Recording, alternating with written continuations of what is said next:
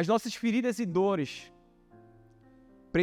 precisam ser saradas e preenchidas por Deus. Para que a gente possa, irmão, viver um novo contexto familiar saudável. E para que a gente possa restaurar um relacionamento genuíno com o nosso Pai. Porque, como a gente falou na última ministração, Deus ele se revela através de figuras familiares. E um lar onde tem uma família destruída vai ser um lar com dificuldade de enxergar e encarar o Senhor. É por isso que nós precisamos quebrar o ciclo. A gente não pode se tornar escravo daquilo que fizeram contra nós. A gente não pode viver, refém das nossas emoções. Muitas vezes, pronto para atacar. Muitas vezes oprimido o tempo todo, não. E sabe qual é o grande perigo disso? É que a gente deixa de ser quem Deus sonhou que nós fôssemos para nos tornarmos aquilo que nos fizeram passar. Muitas vezes Deus tem um sonho e um propósito para nós. E a gente deixa de viver esse sonho e propósito porque a gente ainda está preso a traumas do passado. Ah, Danilo, qual o sonho de Deus para a sua vida? Não sei. Eu vou ser um grande empresário que eu vou provar para eles que eu sou capaz. Está perdido, irmãos. Está perdido. Ah, não, eu vou arrumar um novo marido, uma nova esposa que eu vou mostrar para ele, para ela, que me deixou. Está perdido, irmão. Muitas vezes Deus tem um sonho maravilhoso para nós. Mas porque a gente está escravizado a esse trauma do passado, a esse problema que a gente passou, a essa ferida que nos fizeram, a gente não vive esse propósito, esse sonho. A gente muitas vezes está, acorrentado a um passado. Deus querendo que a gente avance, Deus querendo que a gente prospere, Deus querendo que a gente cresça, e a gente preso aquilo lá atrás. Quantos de nós, irmãos, não já passamos por isso? Quantos de nós? Só que entenda uma coisa, nós temos que parar de viver de reação para aquilo que fizeram conosco, para começar a viver de revelação daquilo que Deus tem para nossas vidas. A gente tem que parar, irmãos. E sabe por quê? Muitas vezes a ferida familiar, ela nos causa tantas dores. Para pensar. O que dói mais em você? Um colega seu te rejeitar ou teu pai ou tua mãe te rejeitar? O que dói mais em você? Uma pessoa na rua que você nem conhece te rejeitar ou alguém próximo de você rejeitar? Sabe por que dói mais uma figura familiar, uma pessoa próxima, quando ela falha com você? É pelo grau de importância que aquela pessoa tem na sua vida. E sabe como a cura vem para a nossa vida? É quando alguém mais importante, ela nos aceita. Irmãos, eu não sei quem te rejeitou, mas eu sei quem te aceitou. Eu não sei quem disse não para você, mas eu sei quem te escolheu, irmão. É por isso que nós precisamos entender que a gente não pode viver mais escravo disso. Não foi só pela salvação que Jesus ele se entregou naquela cruz. Não foi só para nos dar uma nova vida, não foi só para que a gente vá para o céu, não foi só para isso. O sacrifício de Jesus na cruz. Mas ele também queria que a gente tivesse uma nova vida, redimida e restaurada. Ele sempre quis que a gente vivesse, um novo começo. Irmão, entenda uma coisa, nós não somos mais escravos. Olha o que a Bíblia fala lá em Romanos 8:32. Abra comigo, Romanos 8:32.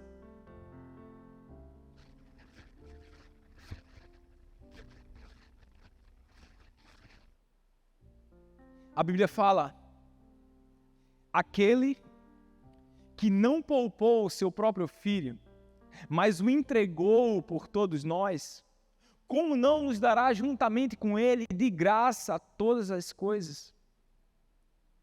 Aquele que não poupou o seu próprio filho, mas o entregou por nós. Se Deus entregou Jesus por nós, irmãos, para que a gente tenha uma vida nova, não foi qualquer tipo de vida mais. Aquelas lágrimas não precisam estar mais escorrendo do teu rosto. Aquelas dores não precisam mais estar sangrando. Não precisa, irmãos. Ele quer nos dar uma nova vida. Ele quer nos dar uma nova história. Efésios 1:4 vai dizer o seguinte: porque Deus nos escolheu nele antes da criação do mundo, para sermos santos e irrepreensíveis em sua presença. Em amor nos predestinou para sermos adotados como filhos por meio de Jesus Cristo, conforme o bom propósito da sua vontade. Danilo, eu não tenho um pai, eu não tenho mãe. Ei, você tem pai. Você tem sim uma família, você não é órfão. Para de agir como órfão, porque você não é órfão. Você tem um pai que olha para você, você tem um pai que cuida de você, você tem um Deus bom, bem presente. Sabe aquele momento que você está chorando e acha que ninguém está vendo? Deus está vendo, irmão. Sabe aquele momento que está doendo, que você não tem com quem desabafar? Ei, você tem sim com quem desabafar. Sabe aquele momento, aquela angústia que você acha que não tem com quem contar? Ei, você tem com quem contar. Você tem, irmãos. É por isso que a gente precisa entender quem Deus é na nossa vida. O seu futuro não precisa mais ser reflexo do seu passado. Você não precisa mais ser dependente daquilo que você viveu lá atrás. E é por isso que Deus ele fala, olha, pode até uma mãe que amamenta esquecer do seu filho, mas eu, porém, não vou esquecer. Ele não esquece, irmãos. Ele não esquece de nós. E eu queria que você abrisse comigo lá em 2 Samuel, capítulo 4, versículo 4. Sabe, essa história, ela fala muito comigo a respeito de um contexto familiar arruinado, destruído, um contexto familiar difícil, onde Deus ele trouxe restauração. 2 Samuel 4:4 vai dizer o seguinte: Jonatas, filho de Saul, tinha um filho aleijado dos pés. Ele tinha 5 anos de idade, quando chegou a notícia de Jezreel, acho que é assim, de que Saul e Jonatas haviam morrido. Sua ama o apanhou e fugiu, mas na pressa ele o deixou cair e ele ficou manco. Seu nome era Mefibosete. Agora 2 Samuel 9:1, 2 Samuel capítulo 9, versículo 1, vai dizer o seguinte: certa ocasião Davi perguntou: resta ainda alguém da família de Saul a quem eu possa mostrar lealdade por causa de minha amizade com Jonatas? Então chamaram Zibá, um dos servos de Saul, para apresentar-se a Davi, e o rei lhe perguntou: você é Zibá? Sou teu servo, respondeu ele.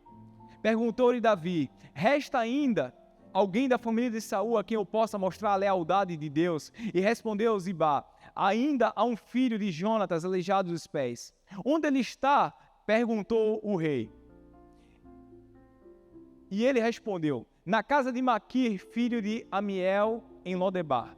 Então o rei Davi mandou trazê-lo de Lodebar. Quando Mefibosete, filho de Jonatas e neto de Saul, compareceu diante de Davi, prostrou-se, rosto em terra. Mefibosete? Perguntou Davi. E ele respondeu: sim, sou teu servo. Não tenha medo, disse Davi, pois é certo de que eu tratarei com bondade por causa de minha amizade com Jonatas, seu pai. Vou devolver-lhe todas as terras que pertenciam a seu avô Saul, e você comerá sempre à minha mesa. Mefibosete prostrou-se e disse: quem é o teu servo para que te preocupes com um cão morto, com um cão morto como eu? Então o rei convocou e disse: devolvi ao neto de Saul, seu senhor, tudo o que pertencia a ele e à família dele. Você, seus filhos e seus servos cultivarão a terra para ele. Você trará a colheita para que haja provisões na casa do neto de seu senhor. Mas Mefibosete comerá sempre à minha mesa. Zibá tinha 15 filhos e 20 servos. Então disse ao rei: o teu servo fará tudo o que o rei, meu senhor, ordenou. E assim Mefibosete passou a comer à mesa de Davi como se fosse um dos seus filhos. Eu quero explicar um pouco do que estava acontecendo aqui. Mefibosete era um jovem que não tinha apenas um trauma físico, mas ele tinha um trauma na alma também. A Bíblia fala que ele estava na linha de sucessão do rei. O seu avô era Saul, o primeiro rei de Israel. Depois tinha o seu pai Jonatas, que era sucessor de Saul. E depois vinha Mefibosete, então era um príncipe, ele estava na linhagem real. E a Bíblia fala que no mesmo dia, o seu pai e o seu avô, eles são mortos. A ama, ou seja, a babá do nosso contexto, que estava cuidando dele, corre para que nenhum mal aconteça a ele e acaba derrubando. E ele acaba se tornando uma pessoa deficiente. E no mesmo dia, ele também perde a sua linha sucessória no reinado. Então para pensar o quão foi agressivo para ele aquele dia. Ele perde seu pai, ele perde o seu avô, ele sofre um trauma físico e ele sai da linha sucessória. Tudo no mesmo dia. Só que entenda uma coisa. Mefibosete, ele não teve culpa daquilo que estava acontecendo na sua família. Mefibosete, ele não teve culpa daquilo que estava acontecendo no seu meio. E muitas vezes nós estamos como Mefibosete. Muitas vezes a gente não teve culpa daquilo que aconteceu no nosso contexto familiar, na nossa casa. Nós fomos derrubados muitas vezes. Nós fomos feridos muitas vezes. E foi isso que aconteceu com esse jovem Mefibosete.